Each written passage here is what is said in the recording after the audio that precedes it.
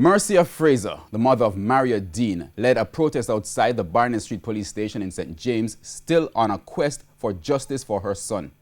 Dean died on August 6, 2014, 3 days after a brutal beating while in police custody at the Barnett Street lockup in St. James. TVJ's Anthony Lugg has the details. 5 sad years and we want justice were pretty much the phrase on most placards protesters held outside the Barnett Street Police Station on Saturday morning. Scores of protesters, including representatives from Jamaicans for Justice JFJ, gathered offering support to Marcia Fraser, whose son was brutally beaten while in police custody in 2014.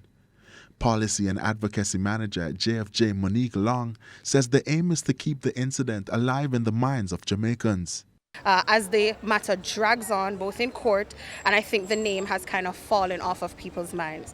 We're here as a group, here as members of her family, here as friends, here as other members of the JFJ family support group, here as JFJ staff, here as JFJ supporters as well, to stand with Marcia today, to remember the day her son was taken into custody, and to remind persons that the matter is still unresolved, that no justice has been gotten, and that we're still working hard to hold police accountable, especially in instances where there are human rights violations. Mario Dean was taken into police custody for possession of a ganja spliff on August 3, 2014. The 31-year-old died 3 days later while in hospital after receiving serious injuries to his head. The police officers charged in the matter are to return to court on March 10 next year. 2 inmates who were mentally challenged were also charged in the matter.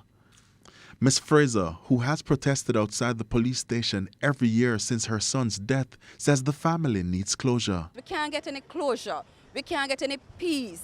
We can't even get justice. This is just too much. It's just too much for our family, and I think that there's something that can be done. The police are walking around, and they're killing more people, and they keep doing it, and nothing has been done to them.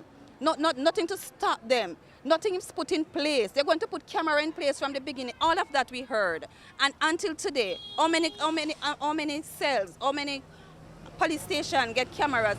This is just too much. I am tired of the courtroom. I am tired of intimidation. I'm just tired of the whole thing. I need closure. I need justice for my family, and we want to live in peace. We want to spend the rest of our life in peace. We know that he has gone and he cannot come back, but give us justice and let we have peace and closure. That's all I am asking. And I'm not going to stop come out here until I get it.